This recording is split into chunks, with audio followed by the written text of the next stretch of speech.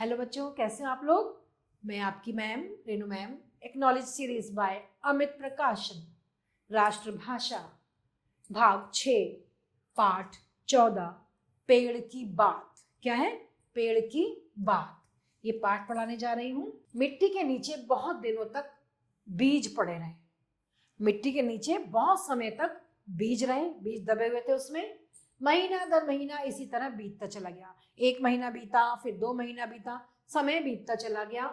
सर्दियों के बाद अब वसंत आ गया। उसके बाद वर्षा की शुरुआत में एक दिन पानी बरसा। अब और छिपे रहने की जरूरत नहीं थी बीज को। उसका बीज जो छुपा पड़ा था उसको और छिपे रहने की जरूरत नहीं थी। मानो बाहर से कोई शिशु को पुकार रहा हो। ऐसा लग रहा था जैसे कोई बाहर से बच्चे को आवाज दे रहा हो। और सोए मत रहो, ऊपर उठ जाओ, सूरज की रोशनी देखो। क्या कह रहे थे? और मत पड़े रहो, उठ जाओ, सूरज की रोशनी देखो। आहिस्ता आहिस्ता बीज का ढक्कन दरक गया, यानी कि बीज धीरे धीरे पनपने लगा। अंकुर का एक अंश नीचे माटी में मजबूती से गड़ गया, है ना। अंकुर के रूप में बीज, अंकुर फूटते हैं ना पहले बीज में से, और दूसरा अंश माटी भेद कर ऊपर की ओर उठ गया। उसका जो दूसरा था, बीज का दूसरा जो अंकुर था वो ऊपर उठ गया और एक नीचे दबा रह गया। क्या तुमने अंकुर को उठते देखा है बच्चों? कभी देखा है? कभी पौधा रोपा है आपने? देखा है? जब हम बीज डालते हैं उसमें कुछ नीचे, एक नीचे रह जाता है और एक ऊपर उगने लगता है। जैसे कोई बच्चा अपना नन्हा सा सिर उठाकर कैसे कह रहा हो, ये देख रहा हो कि अरे मैं कैसी नई दुनिया में आ गया हूँ, कि ये कैसी दुनिया है। जैसे नन्हा बच्चा आंख खोलकर देखता है ना, ऐसे ये पौधा जो है जब ये बीज में से निकलता है, फूटता है ये बीज, तो इसका जो अंकुर निकलता है ऊपर, तो ये भी ऐसा लग रहा था जैसे कोई बच्चा हो छोटा सा और ये झांक कर ऊपर देख रहा हो।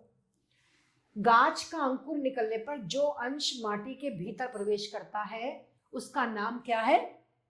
जड़। जो अंश ऊपर की ओर बढ़ता है उसे क्या कहते हैं? तना। जो नीचे रहता है उसको क्या कहते हैं? जड़। और जो ऊपर आ जाता है उसको क्या बोलते हैं? तना बोलते हैं। ठीक है। सभी गाछ बिरछ में जड़ व तना, ये दोनों भाग मिलेंगे। गाछ बिरछ में, सभी पौधों में, सभी उसमें ये जड़ व तना दोनों भाग मिलते हैं। बिना इसके तो नहीं हो सकता काम। ये एक आश्चर्य की बात है कि गाछ बिरछ को जिस तरह भी रखो, जड़ नीचे की ओर व तना ऊपर की ओर ही हमेशा होता है। जड़ तो नीचे ही रहेगी ना, जड़ है वो तो, और तना हमेशा ये ऊपर ही रहता है हमेशा। एक गमले में पौधा था। परीक्षण करने के लिए कुछ दिन गमले को औंधा लटकाए रखा, उल्टा लटकाए रखा। पौधे का सिर नीचे की तरफ लटका रहा और जड़ कैसे रही? ऊपर की ओर रही, क्योंकि उसको औंधा उल्टा लटका दिया था। एक दिन बाद क्या देखता हूं कि जैसे पौधे को भी सब भेद मालूम चल गया, उसको भी जैसे ये जानकारी हो गई हो कि मुझे उल्टा लटका दिया गया है, तो उसकी पत्तियां और डालियां टेढ़ी मेढ़ी होकर ऊपर की तरफ उठाई और जड़ घूमकर नीचे की ओर लटक गई। मतलब उसको जैसे पता लग गया हो तो उसकी जड़ घूम घाम कर नीचे चली गई और जो उसकी पत्तियां थी वो क्या हो गई थी? डालियां टेढ़ी मेढ़ी होकर ऊपर आ गई थी। तुमने कई बार सर्दियों में मूली काट कर खाई होगी बच्चों, खाई है? खाते हैं आप लोग? सर्दियों में तो खाते हैं सभी लोग। पहले पत्ते व फूल नीचे की ओर रहेंगे। पहले जो मूली के पत्ते होते हैं और फूल होते हैं वो नीचे रहते हैं, जमीन के नीचे। कुछ दिन बाद क्या देखोगे कि पत्ते और फूल ऊपर की ओर उठाए हैं। लगता है ना? देखा कभी मूली को उगाकर? देखा है? देखना आपकी बार मूली उगाकर, फिर क्या होता है कि वो फिर लगता है कि पत्ते और फूल ऊपर की ओर उठ गए हैं। हम जिस तरह भोजन करते हैं ना, गाछ बिरछ भी उसी तरह, पेड़ पौधे भी उसी तरह भोजन करते हैं। हमारे दांत हैं कठोर कठोर चीज, कड़ी से कड़ी चीज भी हमारे दांत खा सकते हैं ना। नन्हे बच्चों के दांत नहीं होते, वे केवल दूध पी सकते हैं। गाछ बिरछ के भी, इनके भी दांत नहीं होते, इसलिए वे केवल तरल द्रव्य वायु से भोजन ग्रहण करते हैं। इनको भी पानी से सींचा जाता है ना, तरल लिक्विड चीजें दी जाती हैं। गाछ बिरछ जड़ के द्वारा मिट्टी में से ही ये पी लेते हैं उसको, उस तरल पदार्थ को। और चीनी में पानी डालने पर चीनी गल जाती है। माटी में पानी डालने पर उसके भीतर बहुत से द्रव्य जो है वो गल जाते हैं। मिट्टी में अगर हम क्या करते हैं, मिट्टी के अंदर हम पानी डालने पर उसके अंदर जो बहुत सारे जो द्रव्य पदार्थ होते हैं वो गल जाते हैं। गाछ बिरछ वे ही तमाम द्रव्य सोखते हैं। जड़ को पानी न मिलने पर पेड़ का भोजन बंद हो जाता है। जब अगर जड़ को पानी नहीं मिलेगा तो उसका भोजन बंद हो जाएगा, तो पेड़ क्या हो जाएगा, फिर पेड़ मर जाएगा, पेड़ खत्म हो जाएगा, क्योंकि उसकी जड़ को पानी नहीं जा रहा है। पानी देना तो बहुत जरूरी है। खुर्दबीन से अत्यंत सूक्ष्म पदार्थ स्पष्टतया देखे जा सकते हैं। पेड़ की डाल अथवा जड़ का इस यंत्र द्वारा परीक्षण करके देखा जा सकता है। ये जो खुर्दबीन है, इससे पेड़ की डाल का और पेड़ की जड़ का, इससे हम इसकी परीक्षा ले सकते हैं। कैसे कि पेड़ में हजारों हजार नली हैं, इन्हीं सब नलियों के द्वारा मिट्टी से पेड़ के शरीर में रस का संचार होता है। इसी मिट्टी के द्वारा क्या होता है, पेड़ के शरीर में जो भी पदार्थ जाता है, तरल पदार्थ, उस रस से जाता है। इसके अलावा गाछ के पत्ते हवा से, किससे, वायु से आहार भोजन ग्रहण करते हैं। पत्तों में बहुत असंख्य अनगिनत छोटे छोटे मुंह होते हैं उनके अंदर, और खुर्दबीन के जरिए अनगिनत जो उनके मुंह होते हैं, असंख्य जो उनके मुंह होते हैं, उन पर उनके होठ देखे जा सकते हैं। जब वो भोजन करने की जरूरत ना हो तो दोनों होठ क्या करते हैं, बंद हो जाते हैं। जब हम श्वास लेते हैं और उसे बाहर निकालते हैं, जब हम श्वास लेते हैं फिर उसे बाहर निकालते हैं, तो एक प्रकार की जो जहरीली वायु है वो बाहर निकल जाती है। उसे अंगारक वायु कहते हैं। क्या बोलते हैं उसे, अंगारक वायु बोलते हैं। अगर ये जहरीली हवा पृथ्वी पर इकट्ठी हो जाए बच्चों, तो ये तमाम जीव जंतु जो है ना, ये कुछ ही दिनों में इस जहरीली हवा का सेवन करके और मर जाएंगे, नष्ट हो जाएंगे। तो जरा विधाता की करुणा का चमत्कार देखो, कैसा भगवान ने चमत्कार किया हुआ है कि जो जीव जंतुओं के लिए जहर है, जो जीव जंतुओं के लिए जहर है, गाछ बिरछ उसी का सेवन करके उसे पूर्ण रूप से शुद्ध कर देते हैं, उसी को शुद्ध कर देते हैं। और पेड़ के पत्तों पर सूर्य का जब प्रकाश पड़ता है, जब सूरज की रोशनी पड़ती है, तब पत्ते सूरज की ऊर्जा के साथ अंगारक वायु से क्या करते हैं, अंगार निशेष कर डालते हैं।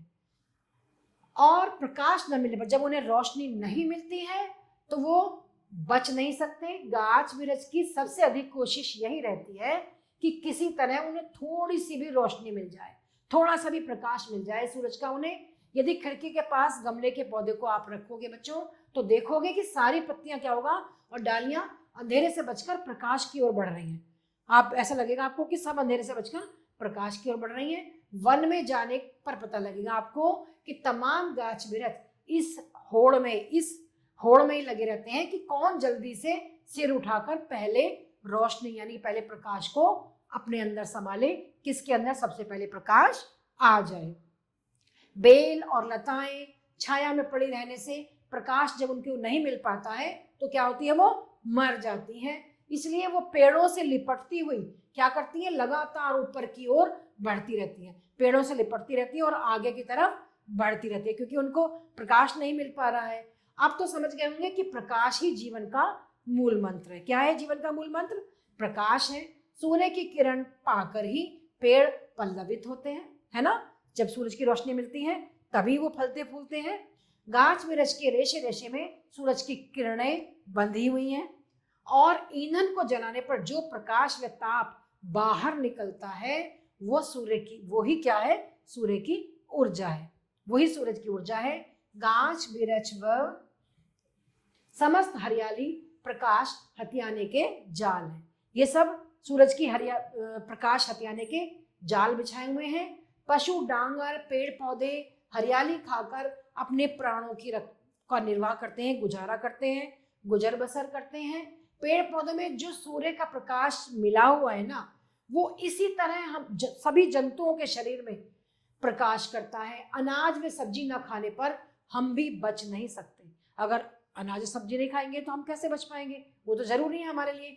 अगर सोच कर देखा जाए तो हम भी प्रकाश की खुराक पाकर ही जीवित है। हम भी जो जीवित है यार, वो भी सूरज की रोशनी का प्रकाश पाकर, क्योंकि उनसे ही वो अनाज और सब्जी हुए हैं, वही हम खाते हैं, तो हम भी उसी से जीवित है। कोई पेड़ 1 वर्ष के बाद मर जाता है, सब पेड़ मरने से पहले संतान छोड़ जाने के लिए व्यग्र हैं। बीज ही गाछ बिरछ की संतान है। जो बीज होता है वही इस गाछ बिरछ की संतानें हैं, इनकी बच्चे हैं। ये बीज की सुरक्षा व सार संभाल के लिए पेड़ फूल की पंखुड़ियों से घिरा हुआ एक छोटा सा घर तैयार करता है। क्या करता है? एक छोटा सा घर बनाता है फूल की पंखुड़ियों से घिरा हुआ, और फूलों से आच्छादित फूलों से ढका हुआ होने पर पेड़ कितना सुंदर लगता है ना सुंदर, बहुत सुंदर दिखाई देता है, जैसे फूल के बहाने वह स्वयं हंस रहा हो। ऐसा लगता है कि जैसे फूल नहीं, वो खुद हंस रहा हो। फूल की तरह सुंदर चीज और क्या है बताइए, क्या चीज है और फूल की तरह सुंदर चीज? जरा सोचो। गाछ वृक्ष तो मटमैली माटी के भोजन और विषाक्त वायु से अंगारक ग्रहण करते हैं। फिर इस अपरूप उपदान से किस तरह ऐसे सुंदर फूल खिलते हैं, किस तरह खिलते हैं ऐसे सुंदर फूल? कथा सुनी होगी स्पर्श मणि की, सुनिए कभी आपने कथा? उनकी ये कहानी है कि पारस पत्थर की कथा है, जिसके स्पर्श से लोहा क्या होता है, सोना बन जाता है ना। स्पर्श मणि की है, पारस पत्थर की, जिसको छूने से ही लोहा कैसा बन जाता है, सोना हो जाता है। मेरे ख्याल से माँ की ममता ही वो मणि है। क्या कह रहे हैं लेखक कि माँ का जो प्यार है, माँ की जो ममता है, ये वो मणि है। अगर संतान पर वो अपना प्रेम निछावर करती है तो फूल क्या होते हैं, खिलखिला उठते हैं। फूल खिलखिला, बच्चे भी ऐसे, जब माँ अपनी ममता बच्चों पर डालती है तो बच्चे भी हंसने लगते हैं, खेलने लगते हैं ना। ऐसे ही ये भी जब ये इन पर अपनी ममता ये डालती है तो फूल खिलखिलाने लगते हैं। ममता का परस ही मानो माटी व अंगार के फूल बन जाते हैं। और जो ये ममता है, ये ही जो है, ये मिट्टी से अंगार के फूल बन जाते हैं। पेड़ों पर मुस्कुराते हुए फूल देखकर हमें कितनी खुशी होती है, बहुत अच्छा लगता है जब फूल खिलते हैं, सभी को अच्छा लगता है। शायद पेड़ भी कम खुश नहीं होते होंगे, वो भी बहुत खुश होते होंगे भी हम भी खिल रहे हैं। खुशी के मौके पर हम अपने परिजनों को बुलाते हैं, है ना, उनको निमंत्रण देते हैं कि हमारे घर आइए कोई भी। उसी प्रकार फूलों की बहार छाने पर गाछ वृक्ष भी अपने बंधु बांधवों को, यानी कि अपने मित्रों को, अपने दोस्तों को बुलाते हैं और प्रेम की वाणी में उन्हें पुकार कर कहते हैं, कहाँ हो भाई मेरे भाई, मेरे बंधु, आज मेरे घर आओ। यदि रास्ता भटक जाओ, कहीं पर भी आपकी पहचान न कर सको, तो इस रंग बिरंगे फूलों के निशान लगा रखे हैं। आप इन रंगीन पंखुड़ियों को दूर से देखेंगे। मधुमक्खी व तितली के साथ वृक्ष भी की चिरकाल से घनिष्ठता है। किससे है? मधुमक्खियों के साथ। मधुमक्खी व तितली, इन दोनों के साथ इसकी वृक्ष की बहुत समय से दोस्ती है। वे दल बल सहित फूल देखने आती है। कौन कौन? तितलियां और मधुमक्खी। कुछ पतंगे दिन के समय पक्षियों के डर से बाहर नहीं निकलते। उन्हें लगता है कुछ कि बाहर निकलेंगे तो ये पक्षियां हमें खत्म कर देंगे, समाप्त कर देंगे, तो बाहर नहीं निकल पाते।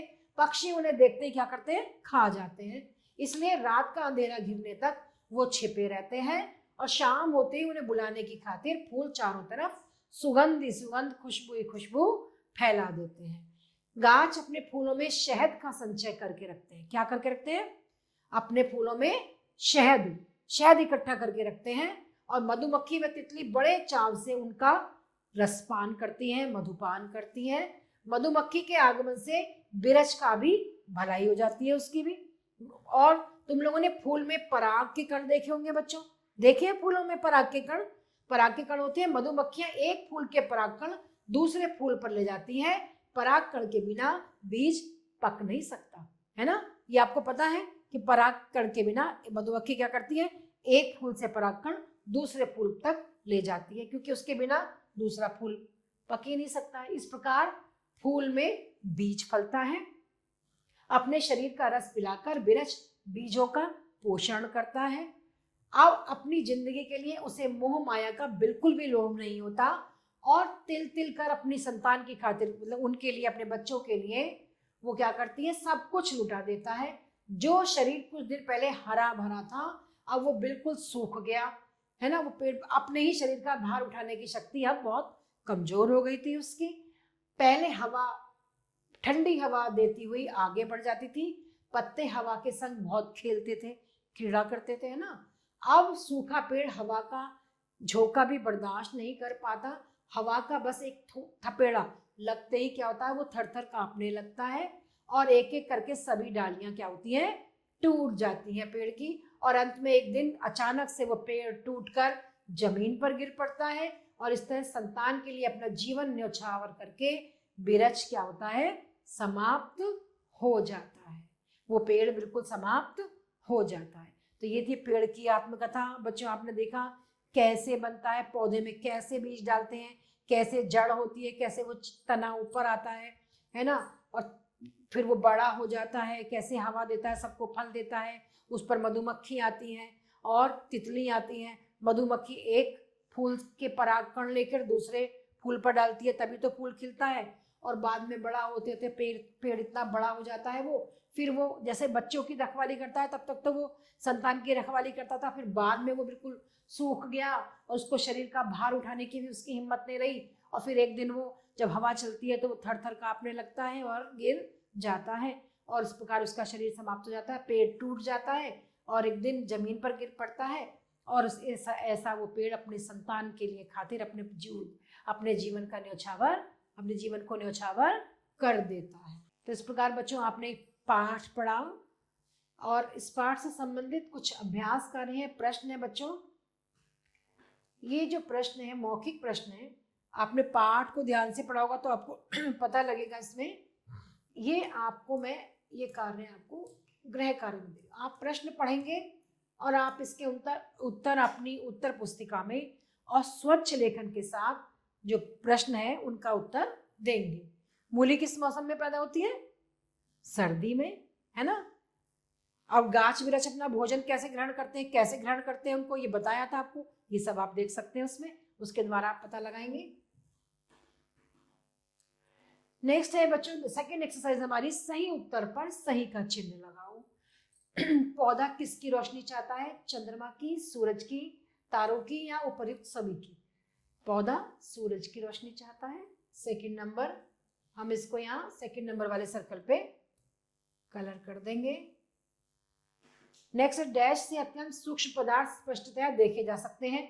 खुर्दबीन से, तमाशबीन से, बीन से या आईने से? किससे? खुर्दबीन से। नंबर 1 इसको हम सर्कल करेंगे। नेक्स्ट है, बेल लताएं डैश में पड़ी रहने से प्रकाश के अभाव में मर जाएंगी।